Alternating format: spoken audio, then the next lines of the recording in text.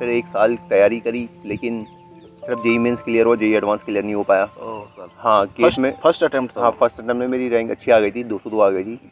अच्छा। तो लेकिन टीसीएस का मैंने एग्ज़ाम दिया था, ठीक है, एग्ज़ाम तो क्लियर हो गया, लेकिन इंटरव्यू देने नहीं जा पाया मैं, डर के। अच्छा, बीटेक टाइम में? बीटेक टाइम पे इतना डर था कि खुद को खुद ही रिजेक्ट कर दिया मैंने अरे इंटरव्यू से पहले। ओके। तो उस टाइम पे पता नहीं था कि ये कैसा ऑफर है, डोमेस्टिक है या इंटरनेशनल है। अच्छा कि 6 बजे मुझे पता चल गया था, तो मैं वेट ही कर रहा था। अच्छा। तो फाइनली जब आया तो पहले देखा, तो मैं पहले तो फ़ोन लेके ज़मीन पे बैठ गया जब मैंने पढ़ा, ठीक है। विश्वास नहीं हो हाँ, रहा था? विश्वास नहीं हुआ। फिर मम्मी वो गाय को घास दे रही थी, तो मम्मी को बताया फिर मैंने। तो मम्मी ने बोला कि मम्मी ने घास थोड़ा बोला कि अब मुझे ये काम नहीं करना। फिर मम्मी थोड़ा रोने वोने लग गई थी। अरे इमोशनल कितना था उसमें लिखा हुआ? उसमें डॉलर में लिखा हुआ था, तो मतलब अगर मैं रुपए में कन्वर्ट करूँ तो 2.05 करोड़ बन रहे थे। Hello everybody, good morning. स्वागत है आप सभी का सफ़र मेरे आईटी के पहले एपिसोड में। और आज के इस एपिसोड में हमारे साथ गेस्ट है रोहित नेगी, जिन्होंने हाल ही में 2 करोड़ से ज़्यादा का पैकेज पाया है। वो इस साल के पूरे देश की सभी आईटीज़ में on campus highest placement package रहा है। वो आईटी गुवाहाटी में एक एमटेक के स्टूडेंट है। और आज के इस एपिसोड में हम उनकी लाइफ जर्नी के बारे में जानेंगे कि किस तरह के बैकग्राउंड से वो आए हैं, कहाँ से उनकी स्कूलिंग हुई है और कैसा रहा उनका आईटी तक का सफ़र और कैसे वो पहुँचे 2 करोड़ के पैकेज तक। तो रोहित, सबसे पहले तो मैं आपको बधाई देना चाहूँगा आपकी इस अचीवमेंट पे। और आपसे एक सवाल पूछे जाएंगे एक एस्पिरेंट की तरह। बहुत सारे आईटी एस्पिरेंट्स होते हैं जो 1-2 एग्जाम में फेल हो जाते हैं, तो वो सोचते हैं हमारा सब कुछ लुट गया। तो हमारे पास रोहित है, वो बताएंगे किन किन मुश्किल हालातों का उनको सामना करना पड़ा, किस तरह के एग्जाम में वो फेल हुए और कैसे यहाँ तक पहुँचे। तो रोहित, सबसे पहले आपसे जानना चाहेंगे कि आपकी स्कूलिंग कहाँ से हुई है, किस तरह के स्कूल से आप पढ़े हो, आपका बैकग्राउंड क्या, वो इंग्लिश मीडियम था, हिंदी मीडियम था, या स्टेट बोर्ड था या सेंट्रल बोर्ड था? सबसे पहले भैया धन्यवाद मुझे इस शो में बुलाने के लिए। भैया अगर मैं अपने बैकग्राउंड की बात करूँ तो मैं उत्तराखंड से हूँ। वहाँ पे एक छोटा सा शहर है कोटद्वार, तो वहाँ का एक छोटा सा गांव है रामदयालपुर, मैं वहाँ से बिलोंग करता हूँ। अगर मैं अपनी एजुकेशन की बात करूँ, प्राइमरी तो वो मैंने वहीं से करी। एक प्राइवेट स्कूल था सीबीएसई का, तो वहीं से मैंने नर्सरी से लेकर 12th तक की पूरी एजुकेशन प्राप्त करी। गांव में एक्सपोजर था नहीं उतना, कि गांव के इलाके से पता था नहीं कि ज़िंदगी में असली करना क्या है। तो जब 12th पास कर ली तब जाके पहली बार नाम सुना था कि हाँ आईआईटी नाम की कुछ चीज़ होती है। तो पहले ही सोच रखा था कि मैं आईटी जाऊंगा 12th के बाद, कि कुछ और कॉलेजेस सोचे थे? 12th से पहले तो मेरा सपना था पुलिस में जाने का। थोड़ा फैसिनेटिंग लगता था उस टाइम पे। अच्छा। थोड़ा पुलिस की जॉब, मतलब मूवी वगैरह देख के भी ऐसा लगता था कि हाँ पुलिस की अच्छा, जॉब काफ़ी कूल है।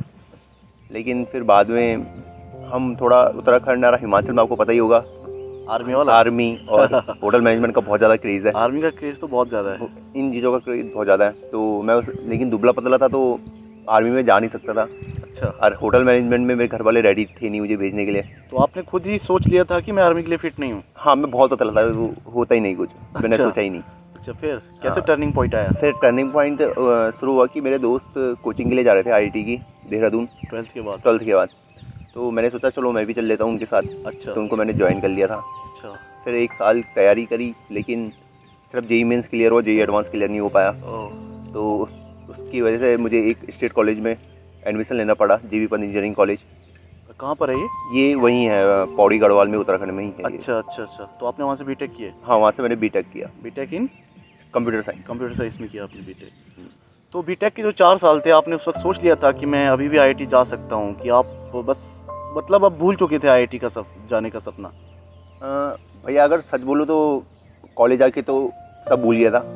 तो पहले जब नए नए कॉलेज गए थे तो ये था कि हाँ कॉलेज लाइफ एक्सप्लोर करनी है अच्छे से। तो जब कॉलेज गया तो पहले 3 साल मैंने ऐसी टाइम वेस्ट करा, घूमना फिरना, जिम वगैरह, पार्टी, तो इन्हीं में पूरा टाइम निकल गया मेरा 3 साल। अच्छा। फिर जब फाइनल ईयर आया बीटेक का, तो तब पता चला यार कुछ करा नहीं है। ब्रांच भी कंप्यूटर साइंस थी, तो बच्चों ने कहा कोडिंग कर लो तो जॉब मिल जाए, क्या पता टीसीएस विप्रो में। लेकिन टीसीएस का मैंने एग्ज़ाम दिया था, ठीक है, एग्ज़ाम तो क्लियर हो गया, लेकिन इंटरव्यू देने नहीं जा पाया मैं, डर के। अच्छा, बीटेक टाइम में? बीटेक टाइम पे इतना डर था कि खुद को खुद ही रिजेक्ट कर दिया मैंने इंटरव्यू से पहले। ओके। फिर मेरा एक दोस्त था विकास कुमार, तो वो उसकी तैयारी कर रहा था गेट की। तो मैंने सोचा चलो इसके साथ ये ट्राई कर लेते हैं। तो मुझे थोड़ा कॉन्फिडेंस था कि हाँ मैं गेट क्लियर कर लूँगा उस टाइम पे। तो मैंने गेट की प्रिपरेशन शुरू कर दी। तो 6 महीने फिर जम के गेट पढ़ा अच्छे से। कोचिंग भी किया आपने गेट के लिए? हाँ, ऑनलाइन कोचिंग करी थी। अच्छा। हाँ, तो ड्यूरिंग बीटेक में? ड्यूरिंग बीटेक आपने एक्स्ट्रा टाइम नहीं लिया? नहीं, एक्स्ट्रा टाइम नहीं लिया। क्योंकि 6 महीने में मतलब क्लास जाना बंद कर दिया था, क्योंकि कॉलेजों में क्लास जाना उतना इंपॉर्टेंट भी नहीं होता। वैसे हाँ 60% या 75% अटेंडेंस का क्राइटेरिया तो रहता ही है ना। हाँ क्राइटेरिया रहता है, पर वो तो हो जाता है वैसे। ठीक अच्छा, है, चल जाता है वो चल तो। जाता है। हम फाइनल ईयर में थे तो हो जाता है, दोस्त प्रॉक्सी मार देते थे, तो ऐसे करके हो जाता था। अच्छा अच्छा। तो हाँ तो गेट मतलब क्वालिफाई हो गया आपका उस साल? हाँ गेट में फर्स्ट अटेम्प्ट था हाँ वो? फर्स्ट अटेम्प्ट में मेरी रैंक अच्छी आ गई थी, 202 आ गई थी। अच्छा, तो 202 रैंक तो बहुत ही बढ़िया रैंक है। तो आप लगभग कितने लोग बैठते हो उस एग्ज़ाम में? भैया उस साल 1,22,000 बच्चों ने फॉर्म भरा था और 97,000 बच्चे एक्चुअल एग्जाम में बैठे थे CS में। और 97,000 में से 202 रैंक रहा है आपका। हाँ भैया। बहुत ही बढ़िया रैंक है। तो आपने सोच रखा था कि किस IIT में अप्लाई करूंगा मैं? कोई ऐसा ड्रीम रहा होगा कि अगर मैं M.Tech करूं तो सिर्फ इस IIT से करूं, ऐसा कुछ था क्या?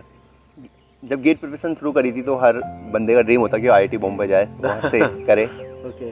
लेकिन जब रैंक आई तो वहाँ जाना पॉसिबल नहीं था उस रैंक पे। हाँ IIT कानपुर का लगा कि हो जाएगा, लेकिन कुछ कारणों की वजह से नहीं हो पाया। अच्छा, कानपुर भी रह गया। कानपुर रह गया तो मुझे गुवाहाटी आना पड़ा। तो मैंने ये नहीं कहूँगा कि मुझे रिग्रेट हुआ, कॉलेज काफ़ी अच्छा है। शुरू में आपको दुख हुआ क्या कि मुझे गुवाहाटी मिल रहा है? हाँ थोड़ा दुख हुआ कि उस रैंक के हिसाब से गुवाहाटी मिला। अच्छा, पर अब तो खुशी हो रही होगी कि शायद गुवाहाटी आना डिसीजन सही रहा होगा। हाँ अब तो खुशी है। नहीं, मैंने 1 महीने में सोच लिया था कि ये कॉलेज बेस्ट है, मन बना लिया था यहीं से बेस्ट निकालेंगे, क्योंकि अपॉर्चुनिटीज हर कॉलेज में बराबर ही मिलने वाली है।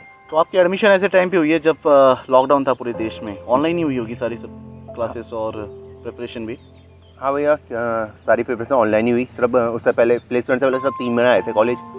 तो आप लोग फिजिकली IIT की क्लास अटेंड नहीं कर पाए हो? क्लासरूम का एक्सपीरियंस नहीं है आप लोग के पास? हाँ क्लासरूम का एक्सपीरियंस नहीं है, ऑनलाइन का ही एक्सपीरियंस है।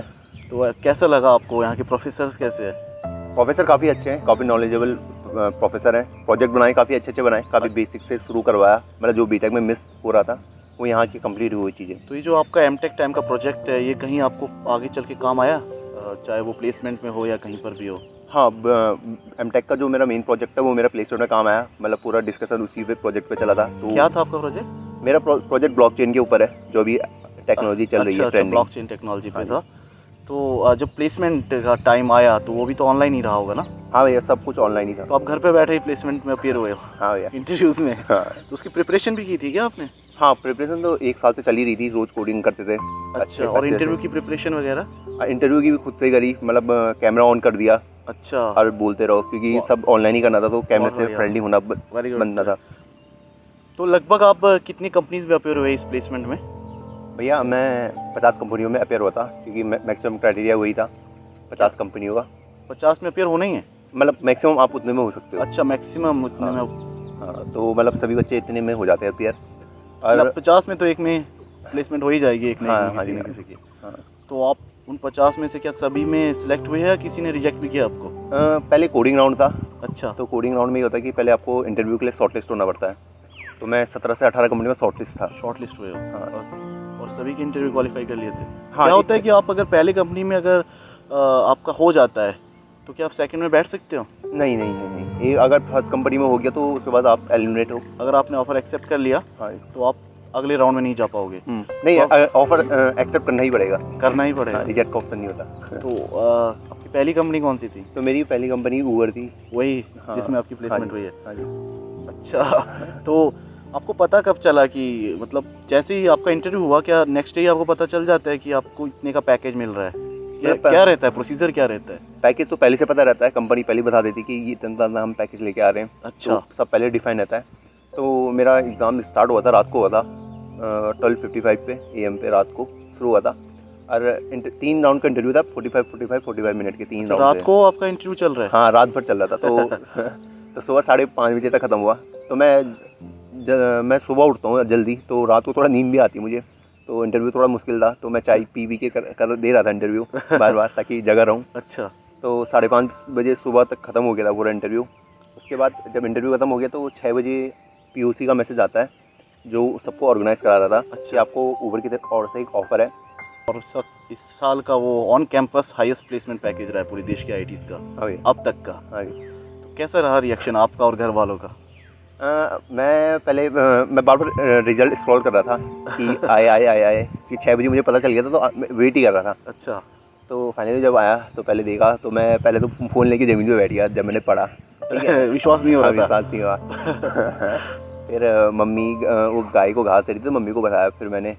तो मम्मी ने घास छोड़ा, बोला कि अब मुझे ये काम नहीं करना। फिर मम्मी थोड़ा रोने वोने लग गई थी। अरे इमोशनल सीन। हाँ, इमोशनल हो गए थे। पापा थे नहीं उस टाइम पे, अगर पापा खेत में जा रहे थे। अच्छा। फिर कुछ देर बाद पापा भी आए, फिर पापा भी काफ़ी खुश हुए। अच्छा, घर में भाई बहन भी है क्या? हाँ, दीदी है, दीदी पर जॉब करती है तो वो घर पे नहीं थी। अच्छा अच्छा, तो मतलब फिर घर का माहौल पूरा इमोशनल वाला हो गया। हाँ भैया, पूरा इमोशनल हो गया था। फिर पापा केक उक लेने गए सुबह सुबह। फिर न्यूज़ मीडिया वाले भी आए थे शायद ना, हाँ भैया, कवर करने। हाँ भैया। अच्छा अच्छा। रोहित, आपको अपनी ज़िंदगी में किन फेलियर्स का सामना करना पड़ा है और आप उससे कैसे उभरे हो? भैया, फेलियर तो बहुत देखे हैं लाइफ में, तो मैं शुरू से शुरू करता हूँ। अच्छा। मैं पहले से पढ़ने में एवरेज था। मैं ऐसा टॉपर तो भी नहीं था, तो बिल्कुल बुद्धू भी नहीं था, तो एवरेज टाइप का था। अच्छा, सही है। ठीक है। तो एवरेज ऐसा था कि मैं, जो बच्चे सीबीएसई बोर्ड से पढ़े होंगे उन्हें पता होगा कि मैं 7.6 सीजीपीए था मेरा क्लास 10th में, तो ये काफ़ी एवरेज है। मैं एवरेज से भी कम था। सीबीएसई के लिए ना? CBSE के स्टेट लिए। बोर्ड के लिए तो काफ़ी है ये। हाँ, स्टेट बोर्ड के लिए काफ़ी है, क्योंकि बहुत बच्चे सीबीएसई में 10 सीजीपीए ले आते हैं आराम से। हाँ, ये ठीक है, सही बात है।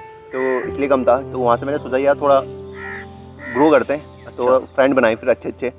तो जब फ्रेंड अच्छे बने तो थोड़ा लाइफ में थोड़ा इम्प्रूवमेंट आया। तो मेरे फिर क्लास 12th में 82.4% आए। ठीक है। तो जनरली ट्रेंड होता है कि बच्चों के 10 के मुकाबले 12th में कम मार्क्स आते हैं, लेकिन अच्छा। मेरा थोड़ा इम्प्रूवमेंट हुआ। सही है। तो वहाँ से मुझे थोड़ा कॉन्फिडेंस मिला। फिर मेरा जेई का फेलियर आया। इसके बाद जब जेई में फेल हुए तो वहाँ से थोड़ा दिल टूटने वाली चीज़ थी।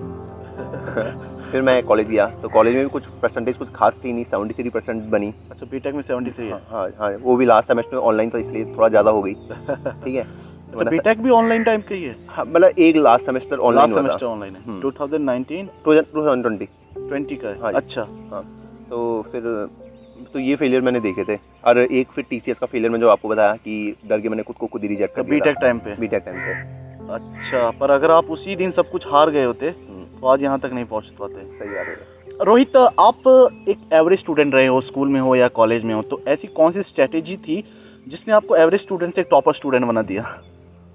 भैया, स्ट्रेटेजी मैंने सिंपल लगाई। मैंने सोचा कि पहले अपने अंदर एक थोड़ा एटीट्यूड लाते हैं, राइट एटीट्यूड, थोड़ा पॉजिटिव। ठीक है। अच्छा। कि मैं कर सकता हूँ। पहले वो एटीट्यूड आना बहुत ज़रूरी है। अगर वो नहीं होगा तो आप कर नहीं सकते कुछ। ठीक है। उसके बाद मैंने क्या करा कि जब मैंने खुद के लिए खुद स्ट्रेटेजी बनाई, ठीक है, हम अक्सर क्या होता है कि हम डिस्ट्रैक्ट होते हैं दूसरों की स्ट्रेटेजी सुन के कि यार ये वाला काम कर लेते हैं, अब ये वाला काम कर लेते हैं, दूसरे के साथ कंपेयर भी करते हैं। हाँ, कंपैरिजन। ठीक है। तो फिर हम वो वाला पाथ फॉलो करने लग जाते हैं। तो मैंने क्या करा, पहले मैंने सारी रिसोर्सेज गैदर कर ली जो चीज़ें मुझे करनी है, उसके लिए सारी रिसोर्सेज गैदर कर ली। अब कुछ भी हो जाए, मैं इस रिसोर्सेज से अलावा कुछ और नहीं पढ़ूंगा, मेरे लिए ये काम करेगी, इतना मुझे सेल्फ बिलीव रहता था। बस यही किया मैंने। बहुत ही बढ़िया। रोहित, एट द एंड आप हमारे फ्यूचर एक्सपीरियंस को कुछ मैसेज देना चाहोगे? मैसेज यही है, सेल्फ बिलीव रखें। ठीक है। जो भी बताया, स्ट्रेटेजी खुद के लिए खुद सोचें, काम करेगी गारंटीड। बहुत ही बढ़िया। तो गाइस, ये थे हमारे साथ रोहित नेगी, जो उत्तराखंड के एक बहुत ही छोटे से गांव रामदयालपुर से बिलोंग करते हैं और एक किसान के बच्चे हैं जिनके माता पिता भी किसान हैं। रोहित खुद भी किसानी का काम करते हैं।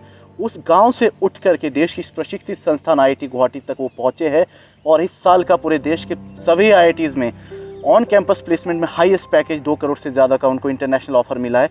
तो मैं ये बताना चाहूँगा, उस कैमरे के उस पार बैठे हुए जितने भी किसान के बच्चे हैं, मजदूर के बच्चे, गरीब के बच्चे, अमीर के बच्चे, कोई भी अगर नॉर्मल आदमी भी अगर इस इंटरव्यू को देख रहा है, तो अगर आप ज़िंदगी में हौसला ना हारो, हिम्मत ना हारो, तो कुछ भी करना इम्पॉसिबल नहीं है। आप इस ज़िंदगी में कुछ भी कर सकते हैं।